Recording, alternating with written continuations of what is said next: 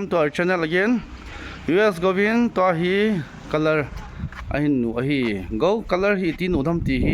mi pin he nomin khabai ga hilo in se mi pi ho kanam mi te ho ti loi ye a pasal hi le rong loi thei dim meo si bol thei ole ai la ke pa min hoi tan hin loi do di kinap min mi pi te kinap piu hin bless color hi ti loi dham hin sayo color hi first pen na he ning lang hi ti la ding hin all ola ki aligning ho hina so hi tu ale all ola all cha rong hi khem cha la ding chiting le hin a border ka hi nu ma sa ding okay nei lai hong pa lo ho hi mu ale lai na ki pa me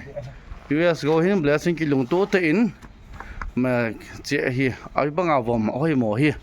amani hoi tin sem hoi lang hin sem hoi dam ti chu zole ne ve du hitan te chi hin bol chai long ding teng le lai ko hin loi long ding a he chi he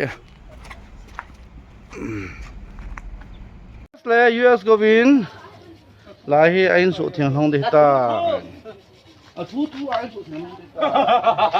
che bo su sei ta yes china ipina ham chon te kahe lo na na bol bu chu la ani nga pan pan to blast mo no ding na to na hi ya this go chase put this no so mi hen che so mi kila na so mi chu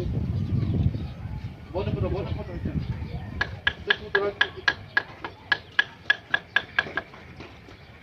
unless to video ta 5 minute video ta 3 minute so da Pero pahi atau nga di satu zone je. YouTube ma mi kita mengai lo. Pen. Katu tu. Tip kahe na asu. Tip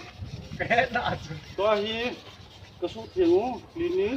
do tengla painting brushing painting ta sunya dinga first chapter sa nang kita